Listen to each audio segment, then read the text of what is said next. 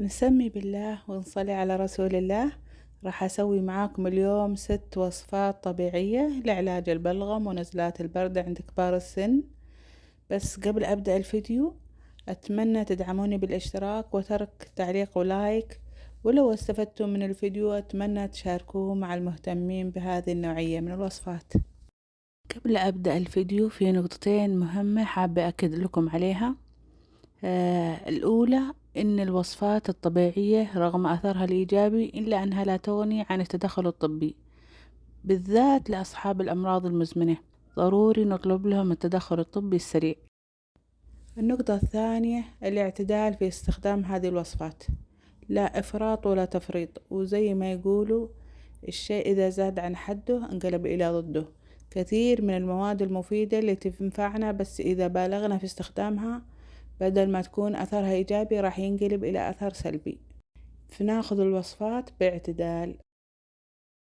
واللي حثني إني أسوي هذا الفيديو، لو تتذكرون اللي يتابعوني من فترة قبل شهرين تقريبا سويت فيديو تحدي مع القناة السورية، وكان يوم خميس، وقلت لكم إني تعبانة وعندي نزلة برد. المهم ذيك اليوم أنا وأمي انصبنا بنزلة برد، بس كانت شديدة شوية وخاصة على الوالدة، ربي يحفظها ويطول بعمرها وعمر أمهاتكم جميعا ويرحم موتانا وموتاكم وموتى المسلمين. والعائلة كلها انصابت، يعني زي ما تقولون انعدينا من بعض.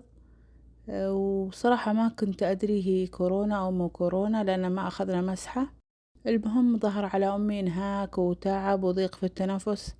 أولا طلبنا لها تدخل الطبي من مستشفى شرق جدة، وبهذه المناسبة أشكرهم وخاصة قسم الرعاية المنزلية على سرعة تجاوبهم وتكرارهم للزيارة.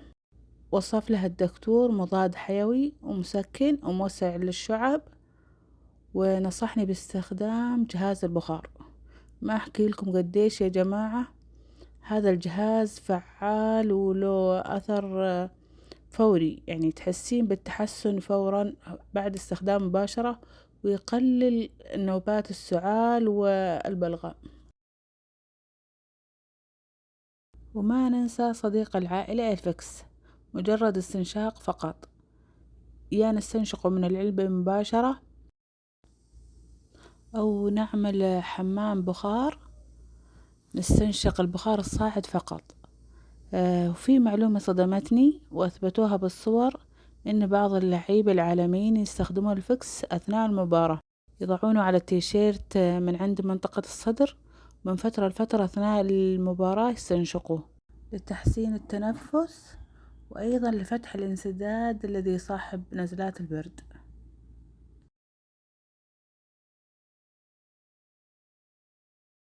وصفتنا الأولى شوربة البصل الطبية ب3 مكونات فقط، اللي هي بصلة وشوي ملح وشوي بقدونس. زي ما تعرفوا ان البصل يدخل في اغلب الشوربات لانه يعتبر مضاد للالتهابات ومحارب للجراثيم، وايضا هو من مضادات الاكسدة. وخلونا نسمع مع بعض الدكتورة رند الحامد، مختصة في العلاج بالطب الصيني والحجامة، عندها مركز في لندن. خلونا نسمع كلامها عن فوائد شوربة البصل أثناء إعدادي للوصفة. المقطع مو طويل، تقريبا دقيقة. السلام عليكم. بالنسبة للناس اللي هم فوق 65 سنة اللي ياخذون أدوية يومية لأمراض مزمنة من سنوات طوال، مثل السكري والضغط والكوليسترول والغدة الدرقية، مسيل دم ممكن، كل هذه الأمور ممكن تسبب حرارة في الرئة، حرارة داخلية وليست الحمى. هذه الحرارة شو تسوي؟ الرئة اعتبروها مثل الإسفنجة الرطبة، لما تنطيها حرارة تتكثف هذه الرطوبة وتتحول إلى ماء، لأنه ما في سقف يخليها تتبخر. يعني لو مفتوح السقف تتبخر هذه الرطوبة فوق لأن جتها حرارة، لكن لما تجيها حرارة وما في سقف سوف تتكثف وتتحول إلى ماء. فلما يتكثف هذا الماء اللي هو رطب يتحول إلى قطرات ماء، سوف يكثر البلغم في الرئة. ولما يكثر البلغم في الرئة سيبدأ هذا المريض بالكحة وممكن يصير عنده التهاب رئوي. بالتالي أحث الجميع على عمل شوربة البصل لكبار السن على الأقل مرتين في الأسبوع، وهي شوربة سهلة. البصلاية وحدة تتقسم إلى أرباع، تسلق بدون زيت ولا بهارات، تسلق وتهرس بنفس مائها مع إضافة بقدونس مفروم وتقدم للمريض. شوربة البصل الطبية هذه تقوم بتجفيف هذا الماء المتراكم في الرئة مرتين في الأسبوع لكبار السن. تحياتي. أنا كنت أسويها لأمي في بداية الأزمة مرتين يوميا، وبعدها مرة في اليوم، وبعد ما تحسنت حالتها صرت أسويها يوم وأخليها يوم لغاية ما اكتمل شفائها، اللهم لك الحمد، وعدت الأزمة. مدة الطهي تقريبا 10 دقائق. قبل نطفي نضيف البقدونس والملح، ودايما لما نضيف البقدونس لأي طبخة ما نضيفه إلا قبل نطفي بشوي، أولا للحفاظ على قيمته الغذائية، وأيضا للحفاظ على نكهته. وزي ما تعرفوا أن البقدونس جدا جدا مفيد في علاج الالتهابات ولتحسين جهاز المناعة، وأيضا يدعم الجسم بعدة معادن مهمة لصحة البدن.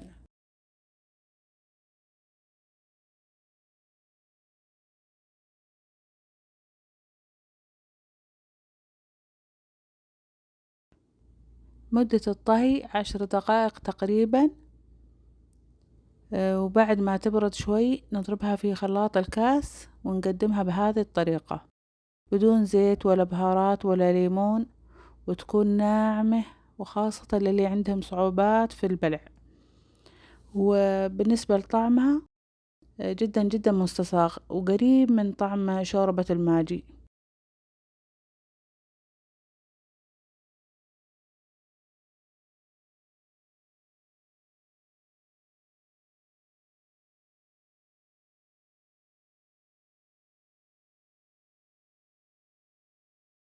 وصفتنا الثانية منقوع لبان الذكر.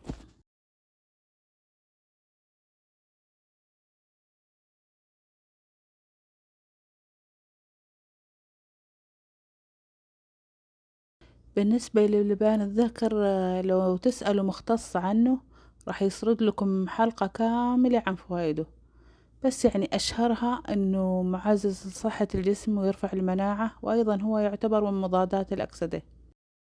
طريقة استخدامه: نأخذ وعاء زجاجي معقم ونغسل تقريبا ملعقة من لبان الذكر، نغسلها يعني إذا فيها أتربة أو شيء، ونضعها في الوعاء ونضيف لها كوب من الماء بحرارة الغرفة.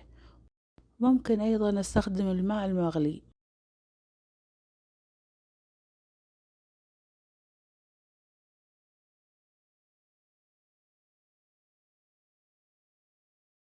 نتركه عدة ساعات منقوع لغاية ما يتغير لونه ويصير لونه أبيض شفاف. طريقة تناوله: ناخذ نصف الفنجال الشاهي، المفروض أنا أكون حطيت لكم في فناجيل الشاي عشان يكون الموضوع أوضح. نصف فنجال على الريق، بس نكرر العملية يوميا أثناء الأزمة، بس بعد ما تعدي الأزمة نستخدمه فترات ونتركه فترات. وصفتنا الثالثة: مضغ أعواد القرنفل بدون بلع. القرنفل رائع جدا في حالات السعال، يساعد على التخلص من السعال، وأيضا مذيب طبيعي للبلغم، وأيضا يمنح الفم رائحة زكية، وأيضا يعتبر مسكن لآلام الأسنان ومعالج لالتهابات اللثة. طريقة استخدامه: نأخذ عدة أعواد من القرنفل ونضعها في الفم، ومن فترة لفترة نحاول بلع اللعاب. هذه الطريقة جدا جدا مفيدة للتخلص زي ما قلنا من السعال ومن البلغم.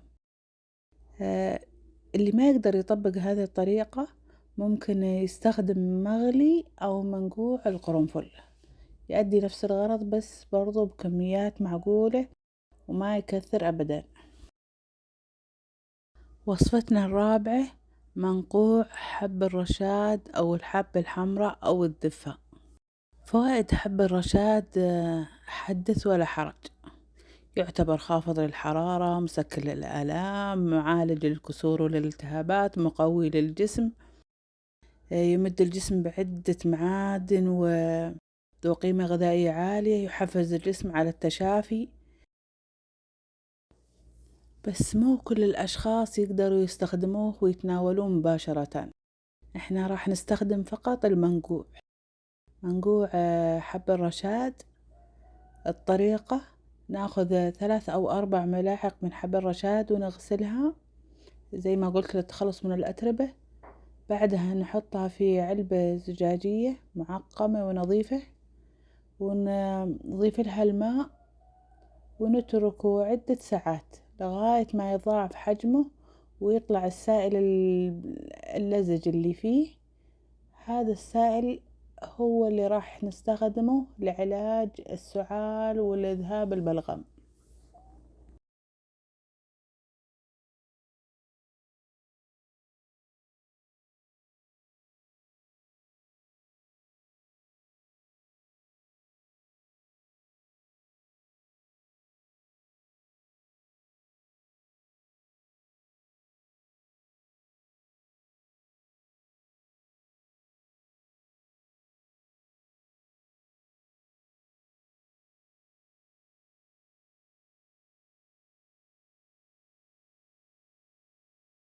وبعد مرور عدة ساعات زي ما انتوا شايفين تضاعف حجمه وطلعت المادة اللزجة اللي احنا محتاجينها لإذابة البلغم.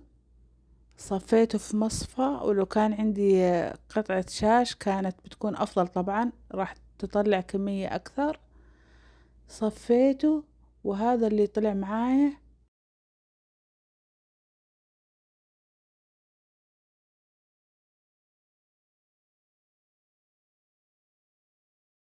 طبعا حسب الكمية، إذا الكمية كبيرة ما يشربوا دفعة واحدة، المريض يقسموا على 3 وجبات أو 4 وجبات. هذه الكمية قسمتها قسمين وأعطيتها أمي على دفعتين تقريبا، يعني مرة في الظهر ومرة في الليل.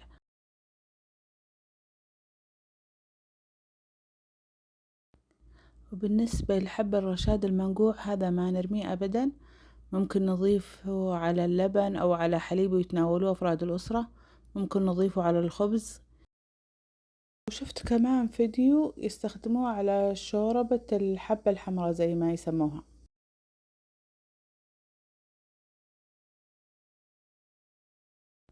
وصفتنا الخامسة مخلوط أو مزيج العسل مع بودرة القرفة.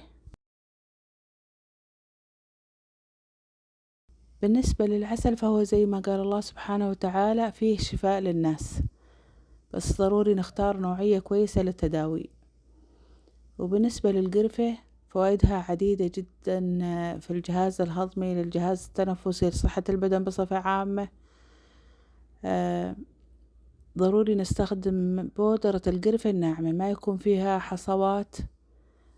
الطريقة: ناخذ ملعقة كبيرة من العسل وملعقة من بودرة القرفة ونمزجهم مع بعض، نخلطهم لغاية ما يصير عندنا مزيج ناعم، ونتناوله كل ما دعت الحاجة. يعني كل ما جاك نوبة سعال ممكن تاخذي ملعقة ملعقتين على حسب الحاجة.